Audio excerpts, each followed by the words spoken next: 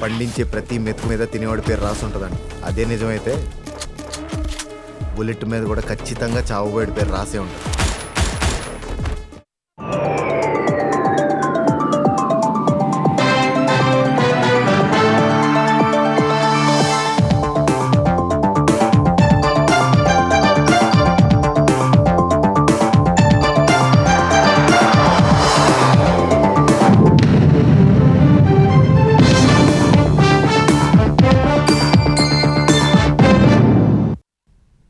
నమస్కారం, ETV news కి స్వాగతం. ముందుగా ముఖ్యాంశాలు.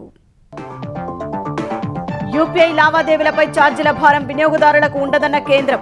వ్యాపారులకే ఎండీఆర్ వర్తిస్తుందని నిర్మలా సీతారామన్ స్పష్టీకరణ. 45.72 మీటర్ల ఎత్తు వరకు పోలవరం ప్రాజెక్టు నిర్మాణం. లోక్సభలో వెల్లడించిన కేంద్రం 2027 జూన్ కల్లా పూర్తి చేయాలని లక్ష్యం.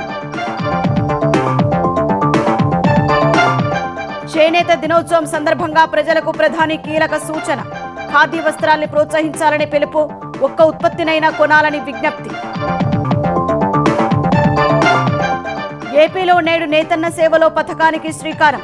బాపట్ల జిల్లాలో ప్రారంభించనున్న చంద్రబాబు 71,536 మంది ఖాతాలో 179 కోట్లు జమ.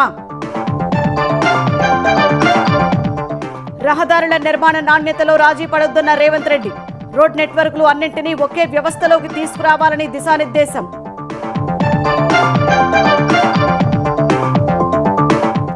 తుమ్మిడిహట్టి బ్యారేజీ నిర్మాణానికి 12,000 కోట్ల వ్యయం. 165 టీఎంసీల నీటి లభ్యత అంచనా. ప్రభుత్వానికి కేంద్ర ప్రీ ఫిజిబిలిటీ రిపోర్ట్.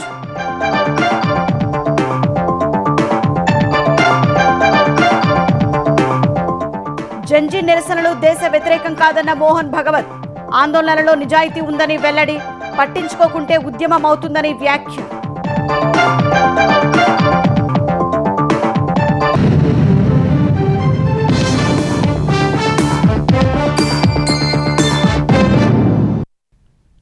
దైనందిన జీవితంలో భాగమైన యూపీఐ చెల్లింపులకు భవిష్యత్తులో రుసుములు పడే సూచనలు కనిపిస్తున్నాయి. ఎంపిక చేసిన డిజిటల్ లావాదేవీలపై మర్చెంట్ డిస్కౌంట్ రేట్ ఎండీఆర్ ఛార్జీ విధించేందుకు బ్యాంకులు, చెల్లింపుల సేవా సంస్థలకు అధికారం కల్పించే చట్ట సవరణ బిల్లుకు లోక్సభ ఆమోదం తెలిపింది.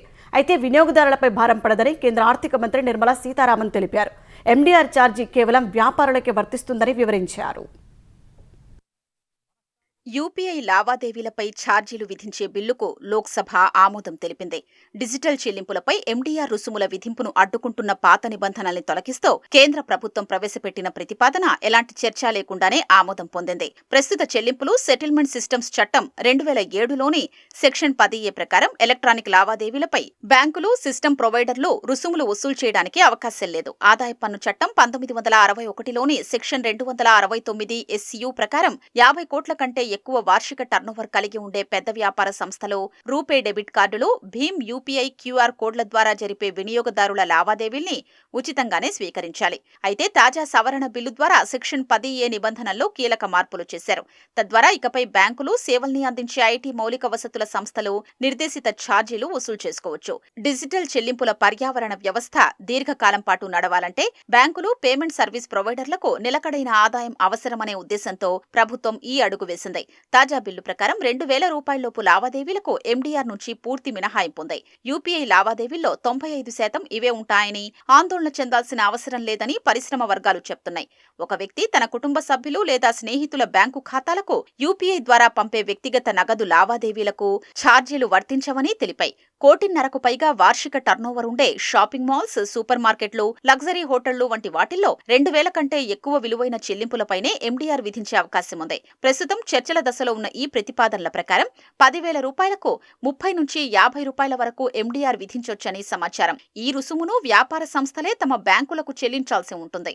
అయితే పెద్ద వ్యాపారులు తమ లాభాల శాతాన్ని కాపాడుకోవడానికి పరోక్షంగా వస్తువుల ధరల్ని స్వల్పంగా పెంచే అవకాశం ఉంది. అటు యూపీఐ లావాదేవీలపై ఛార్జీల విధింపు చెల్లింపునకు కేంద్రం తెచ్చిన బిల్లుపై కాంగ్రెస్ విమర్శలు గుప్పించింది. అమెరికా అధ్యక్షుడు ట్రంప్ ఒత్తిడి మేరకు మోదీ సర్కార్ డిజిటల్ పేమెంట్ రంగంలోకి అమెరికా వ్యాపారులకు ద్వారాలు తెరిచేందుకే యూపీఐని నీరుగార్చే ప్రయత్నం చేస్తోందని కాంగ్రెస్ ప్రధాన కార్యదర్శి జైరాం రమేష్ ఆరోపించారు. చట్ట సవరణ బిల్లు ద్వారా యూపీఐ లావాదేవీలు ఎప్పటికీ ఉచితంగా ఉండే చట్టబద్ధమైన హామీని మోదీ ప్రభుత్వం తొలగించిందన్నారు. ఈ ఆరోపణల్ని కేంద్ర ఆర్థిక మంత్రి నిర్మలా సీతారామన్ తోసిపుచ్చారు. యూపీఐ వినియోగానికి సామాన్య ప్రజలు అదనంగా చెల్లించాల్సి రావచ్చన్న జైరాం రమేష్ వ్యాఖ్యలపై కేంద్ర మంత్రి ఎక్స్ వేదికగా బదులిచ్చారు. National Payments Corporation of India ఆధ్వర్యంలోని UPI and services steering committee MDR పై ఇంకా ఎలాంటి నిర్ణయం తీసుకోలేదని నిర్మలా సీతారామన్ తెలిపారు. పార్లమెంటులో టాక్సేషన్ అండ్ అదర్ లాస్ చట్ట సవరణ బిల్లు ఆమోదం పొందిన తరువాతే దీనిపై స్పష్టత వస్తుందని ఆమె వెల్లడించారు. బిల్లును ప్రవేశపెట్టినప్పుడు కాంగ్రెస్ నిర్మాణాత్మకంగా వ్యవహరించి ఉంటే సభలో సరైన చర్చ జరిగి ఉండేదని చురకలంటించారు. డిజిటల్ లావాదేవీలపై విధించే ఎండీఆర్ వ్యాపారులకు మాత్రమే వర్తిస్తుందని, వినియోగదారులకు కాదని ఆమె స్పష్టం చేశారు.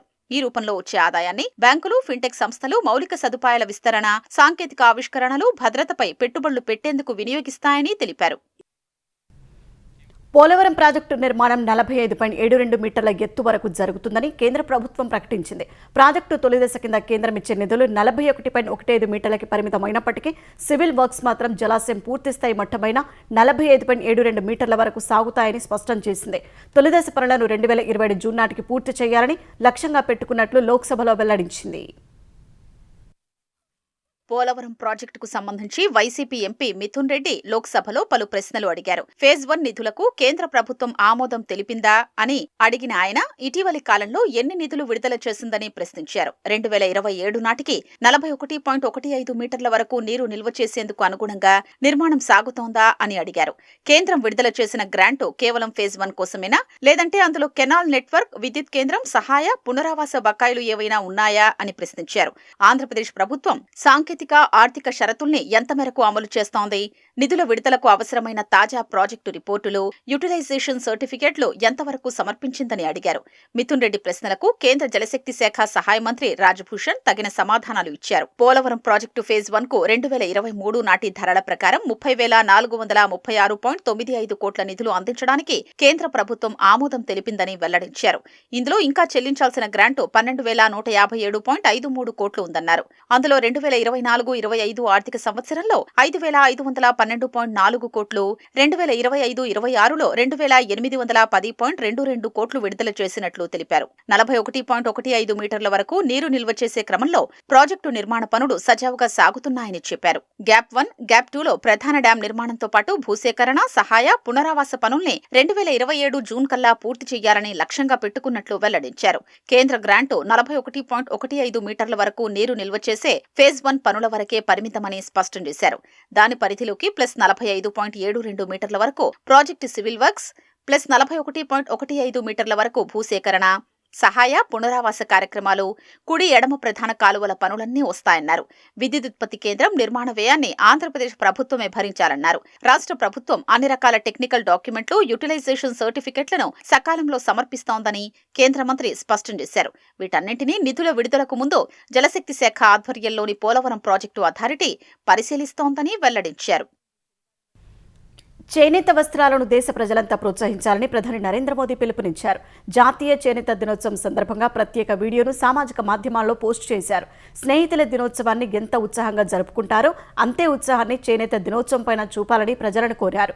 చేనేత ఉత్పత్తులను కొనుగోలు చేయడం ద్వారా దేశంలోని నేతన్నల కుటుంబాలకు మద్దతివ్వాలని విజ్ఞప్తి చేశారు.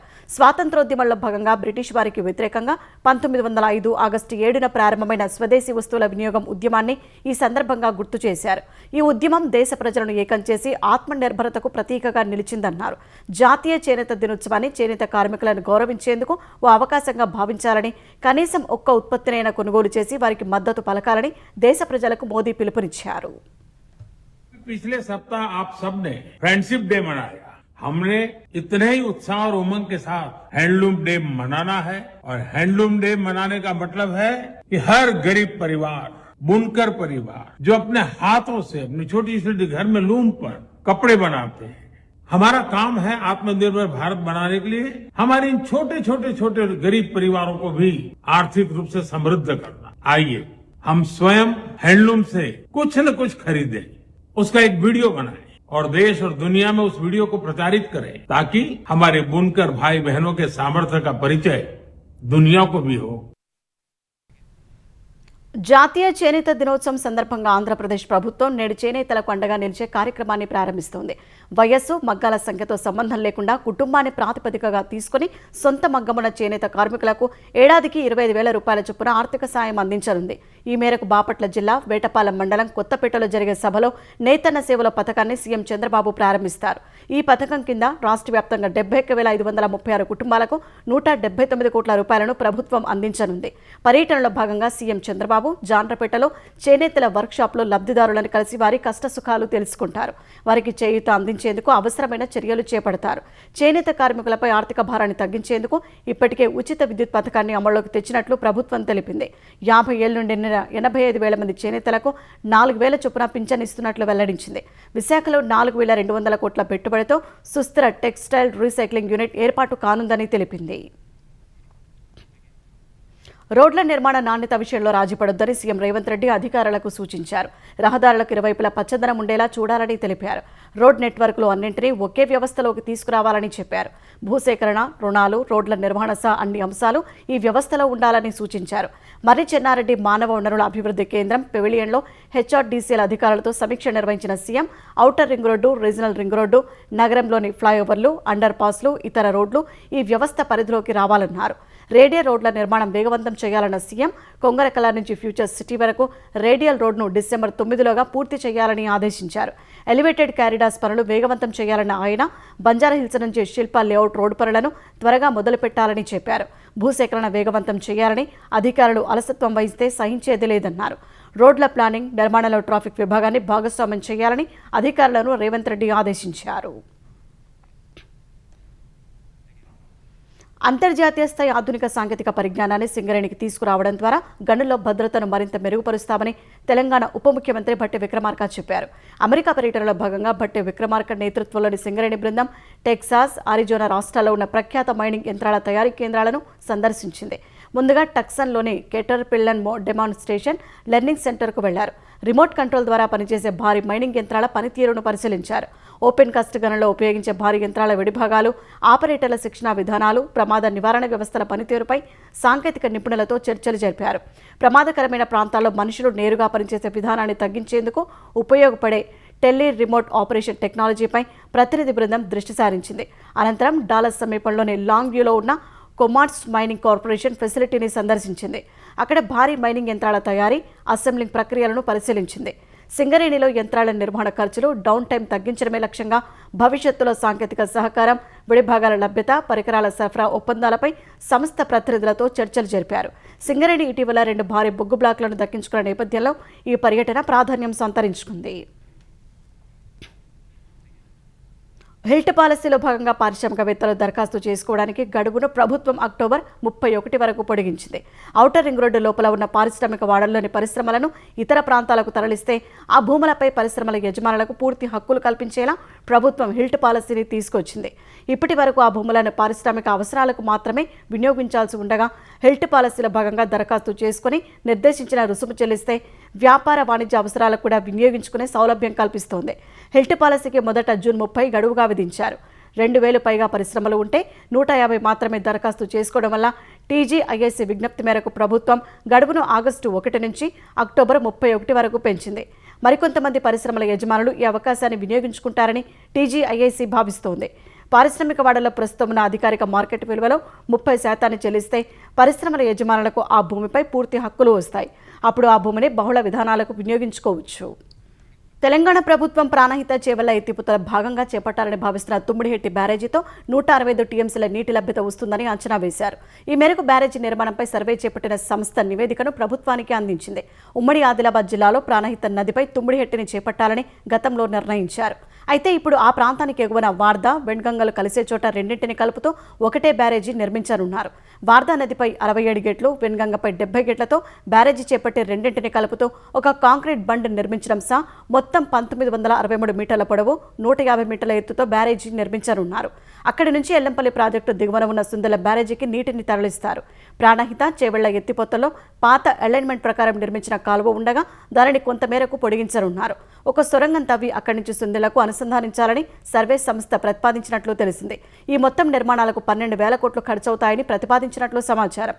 ఈ నివేదిక ప్రస్తుతం ప్రభుత్వ పరిశీలనలో ఉంది. టిమ్స్ను దేశంలోని అత్యాధునిక ప్రభుత్వ సూపర్ స్పెషాలిటీ వైద్య సంస్థలో ఒకటిగా తీర్చిదిద్దడమే తమ లక్ష్యమని తెలంగాణ ఆరోగ్య శాఖ మంత్రి దామోదర్ రాజనరసింహ చెప్పారు. టిమ్స్లో ప్రస్తుతం కొనసాగుతున్న వైద్య సేవల ట్రయల్ రన్, ఆసుపత్రిలోని మౌలిక వస్తువులు, ఎక్విప్మెంట్, డాక్టర్లు, సిబ్బంది నియామకాలు, వివిధ విభాగాల సంసిద్ధతపై గురువారం మంత్రి సమీక్ష నిర్వహించారు. ప్రతి రోగికి ఎలాంటి ఇబ్బందులు లేకుండా అత్యున్నత ప్రమాణాలతో నాణ్యమైన వైద్య సేవలు అందేలా ప్రతి విభాగం సిద్ధంగా ఉండాలని అధికారులను ఆదేశించారు. విద్యుత్, నీటి సరఫరా, ఆక్సిజన్ లైన్లు, బయోమెడికల్ వ్యర్థాల నిర్వహణ, పారిశుద్ధ్యం, భద్రత వంటి వ్యవస్థలన్నీ అత్యున్నత ప్రమాణాలతో ఉండాలని స్పష్టం చేశారు. టిమ్స్కు అవసరమైన మానవ వనరులను అందుబాటులో ఉంచి ఆసుపత్రి ప్రారంభించే సమర్థ సేవలు అందించేలా చర్యలు తీసుకోవాలని ఆదేశించారు. సిబ్బంది నియామక ప్రక్రియను పారదర్శకంగా, వేగంగా పూర్తి చేయాలని సూచించారు. త్వరలోనే ప్రారంభం కానున్న టిమ్స్ సూపర్ స్పెషాలిటీ వైద్యం, అవయవ మార్పిడి, క్రిటికల్ కేర్ వంటి విభాగాల్లో దేశానికి ఆదర్శవంతమైన ప్రభుత్వ వైద్య సంస్థగా నిలుస్తుందని మంత్రి విశ్వాసం వ్యక్తం చేశారు. కలిసికట్టుగా పనిచేసి తెలంగాణలో కాషాయ జెండా ఎగురవేయాలని బీజేపీ ఎంపీలు, ఎమ్మెల్యేలు నిర్ణయించారు. ఢిల్లీలోని కేంద్ర హోంశాఖ సహాయ మంత్రి బండి సంజయ్ నివాసానికి కేంద్ర మంత్రి కిషన్ రెడ్డితో పాటు పార్టీ ఎంపీలు డీకే అరుణ, ధర్మపురి అరవింద్, ఎమ్మెల్యేలు పాల్వాయి హరీష్ బాబు, ధన్పాల్, సూర్యనారాయణ గుప్తా డిన్నర్ మీటింగ్కు వెళ్లారు. ఎంపీలు, ఎమ్మెల్యేలను బండి సంజయ్ సన్మానించారు.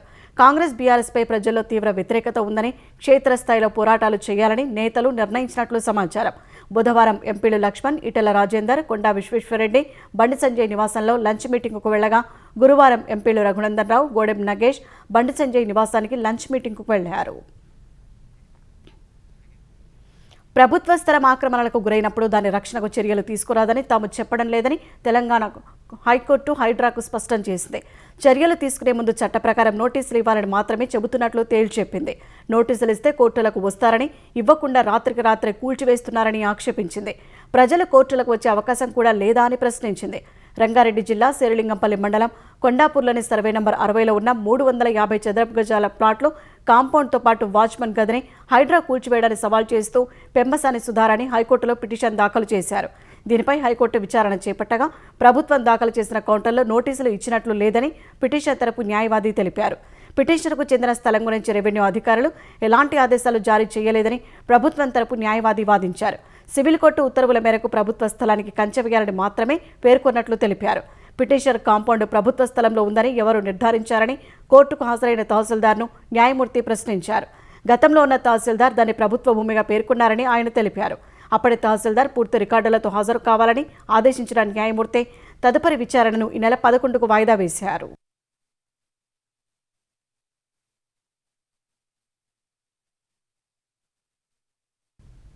Hindustan ship yard chairman, managing director rear admiral Chandrasekaran Raghuram CM చంద్రబాబును కలిశారు. ఆంధ్రప్రదేశ్ తీర ప్రాంతాన్ని ఆర్థికాభివృద్ధికి ప్రధాన కేంద్రంగా తీర్చిదిద్దడంపై చర్చలు జరిపారు. మచిలీపట్నం, దుగరాజపట్నంలో ప్రతిపాదిత గ్రీన్ఫీల్డ్ షిప్ యార్డులు హెచ్ఎస్ఎల్ విస్తరణకు కీలకం కానున్నాయని రఘురాం వివరించారు. వీటి ద్వారా దేశ నౌక నిర్మాణ సామర్థ్యం పెరగడంతో పాటు సముద్ర రంగంలో ఆత్మనిర్భర్ భారత్ లక్ష్య సాధనకు బలం చేకూరుతుందని సీఎండీ పేర్కొన్నారు. నౌకా నిర్మాణం, మరమ్మతులు, అనుబంధ పరిశ్రమలు, లాజిస్టిక్స్ రంగాల్లో పెద్ద ఎత్తున ఉపాధి అవకాశాలు లభిస్తాయని వెల్లడించారు. యువతకు ప్రపంచ స్థాయి నైపుణ్యాలు అందించి సముద్ర రంగంలో ఉపాధి అవకాశాలను విస్తరించే దిశగా ఈ ప్రాజెక్టులు దోహదం చేస్తాయని సీఎంకు వివరించారు. సమగ్ర సముద్ర పారిశ్రామిక వ్యవస్థను అభివృద్ధి చేసే వ్యూహాత్మక పెట్టుబడులను ఆకర్షించడం ద్వారా ఏపీని దేశంలో ప్రముఖ సముద్ర ఆర్థిక కేంద్రంగా తీర్చిదిద్దేందుకు కార్యాచరణ చేపడుతున్నామని చంద్రశేఖరన్ చెప్పారు. రాష్ట్ర ఆర్థిక అభివృద్ధి, ఉపాధి కల్పన, పారిశ్రామిక వృద్ధి, దేశ స్వావలంబన లక్ష్యాలకు హెచ్ఎస్ఎల్ చర్యలు దోహదపడతాయని చంద్రబాబు హర్షం వ్యక్తం చేశారు. రాజధాని అమరావతిలో కేంద్ర ప్రభుత్వ ఉద్యోగుల కోసం నిర్మించనున్న గృహ సముదాయానికి టెండర్లు ఆహ్వానించినట్లు కేంద్ర మంత్రి పెమ్మసాని చంద్రశేఖర్ తెలిపారు. అమరావతి అభివృద్ధిలో భాగంగా కేంద్ర ప్రభుత్వ ఉద్యోగులకు వసతి కల్పించాలనే లక్ష్యంతో ఈ ప్రాజెక్టును కేంద్రం చేపట్టింది. తుళ్లూరు మండలం ఐనవోలు గ్రామంలో నిర్మించే గృహ సముదాయం ప్రాజెక్టు అంచనా వ్యయం 1083 కోట్లు. నిర్మాణ పనులను మొత్తం 28 నెలల్లో పూర్తి చేయాలని లక్ష్యంగా నిర్దేశించారు. ఇందులో 3 నెలలు ప్రణాళిక, డిజైన్కు, 25 నెలలు నిర్మాణ పనుల అమలుకు కేటాయించారు. మొత్తం 11 హైరైజ్ టవర్లలో 1504 ప్లాట్లు ఉంటాయి. సిపిడబ్ల్యూడి ఈ టెండర్ పోర్టల్ ద్వారా బిడ్ డాక్యుమెంట్లను డౌన్లోడ్ చేసుకుని ఆగస్టు 28లోగా సమర్పించవచ్చని కేంద్ర మంత్రి తెలిపారు. జంజీ మనోవేదన నిజమైనదని, వారి ఆందోళనలో నిజాయితీ ఉందని ఆర్ఎస్ఎస్ చీఫ్ మోహన్ భాగవత్ అన్నారు. నిరసన తెలిపేందుకు, అధికారాన్ని ప్రశ్నించేందుకు, సంస్కరణలు కోరే హక్కు విద్యార్థులకు ఉందన్నారు. జంజీ నిరసనలు చేయకూడదని తాను ఎప్పుడూ చెప్పనని స్పష్టం చేశారు. వారి ఉద్యమాన్ని దేశ వ్యతిరేక కార్యకలాపంగా ముద్రవేయడం సరికాదన్నారు. ముంబైలో India's international movements to unite nations సంస్థ 15వ వార్షికోత్సవ సభలో పాల్గొన్న మోహన్ భాగవత్ దాదాపు 2000 మంది జంజీ, జెన్ ఆల్ఫా ప్రతినిధులతో సంభాషించారు. జంతర్ మంతర్లో పోలీసులు, నిరసనకారులకు మధ్య వివాదం ఏ విధంగా తలెత్తిందో తెలియదన్న ఆయన, కానీ యువతరంపై తన విశ్వాసం అచంచలమైనదని పేర్కొన్నారు. ప్రజాస్వామ్యంలో నిరసన ఏకాభిప్రాయాన్ని నిర్మించే దిశగా ఉండాలే తప్ప విభజనలను సృష్టించరాదని భాగవత్ పేర్కొన్నారు. ప్రజలు ఆందోళన స్వరాన్ని వినడానికి నిరాకరిస్తే జనం ఉద్యమం వైపు మళ్లుతారని హెచ్చరించారు. ఈ ప్రక్రియ లక్ష్యం ఏకాభిప్రాయం సాధించడమే తప్ప విభజనలను సృష్టించడం కారాదని వివరించారు. कई बार ऐसा भी लगता है कि प्रोटेस्ट पे हम निकल आए तो लोग हमें एंटी नेशनल बुला देंगे. लोग हमें बोलेंगे saying that this people are agents of some country and so and सो.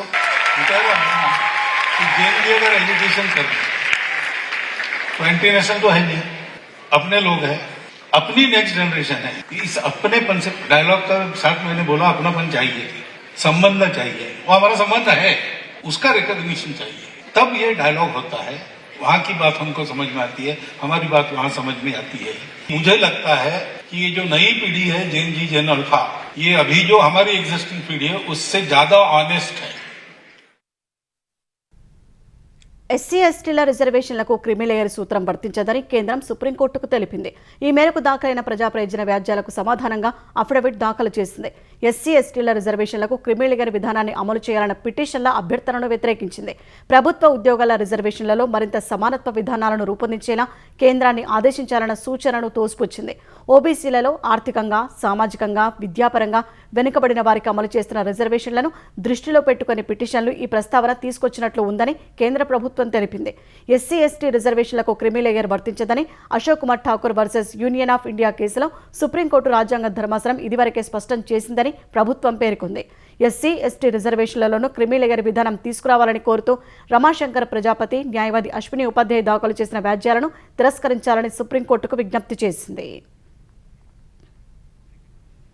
అణ్వస్త్ర సామర్థ్యం ఉన్న మధ్యశ్రేణి బాలిస్టిక్ క్షిపణి అగ్ని-4ను భారత్ విజయవంతంగా పరీక్షించింది. ఒడిశాలోని చాందీపూర్ వద్ద ఉన్న ఇంటిగ్రేటెడ్ టెస్ట్ రేంజ్ నుంచి ఈ పరీక్ష జరిగినట్లు రక్షణ శాఖ వెల్లడించింది. సైన్యంలోని వ్యూహాత్మక దళాల విభాగం ఈ పరీక్ష నిర్వహించినట్లు తెలిపింది. పలు సాంకేతిక అంశాలు ఈ ప్రయోగంలో నిర్ధారణ అయినట్లు వివరించింది. అగ్ని-4 క్షిపణి 4000 కిలోమీటర్ల దూరంలోని లక్ష్యాలను ఛేదించడం సహా 1000 కిలోల పేలోడ్ను మోసుకెళ్లగలదు. ఇందులో అధునాతన రింగ్ లేజర్ జైరో ఆధారిత ఇనర్షియల్ నావిగేషన్ వ్యవస్థ, మైక్రో నావిగేషన్ వ్యవస్థలు ఉన్నాయి. ఈ వ్యవస్థలు క్షిపణికి అత్యంత ఖచ్చితత్వంతో మార్గనిర్దేశం చేస్తాయి. అగ్ని-4లో ఘన ఇంధనంతో పనిచేసే 2 దశలు ఉన్నాయి. అగ్ని-4 పరీక్ష విజయవంతం పట్ల రక్షణ మంత్రి రాజ్నాథ్ హర్షం వ్యక్తం చేశారు. పార్లమెంటులో పరస్పరం విమర్శలతో దుమ్మెత్తిపోసుకున్న ఎంపీలు ఉల్లాసంగా, ఉత్సాహంగా బ్యాడ్మింటన్ పోటీల్లో పాల్గొన్నారు. ఢిల్లీలో కాన్స్టిట్యూషన్ క్లబ్ నిర్వహిస్తున్న బ్యాడ్మింటన్ పోటీలకు అధికార, విపక్ష పార్టీల ఎంపీలు హాజరయ్యారు. వరుసగా 6వ ఏడాది పార్లమెంటు సభ్యుల బ్యాడ్మింటన్ పోటీలను కాన్స్టిట్యూషన్ క్లబ్ ఏర్పాటు చేసింది. పార్లమెంటరీ వ్యవహారాల శాఖ మంత్రి కిరణ్ రిజిజు ప్రారంభించిన ఈ పోటీల్లో పార్టీలకు అతీతంగా ఎంపీలను జట్లుగా విభజించి పోటీలు నిర్వహిస్తున్నారు. రాజకీయం సహా ఏ రంగం వారికైనా శారీరక, మానసిక దృఢత్వం అవసరమని, ఖేలో ఇండియాతో దేశంలో అన్ని రంగాల వారు క్రీడల్లో రాణించాలని ఈ సందర్భంగా మంత్రులు, ఎంపీలు పేర్కొన్నారు. ఈ నెల 9 వరకు ఎంపీల బ్యాడ్మింటన్ పోటీలు కొనసాగుతాయి.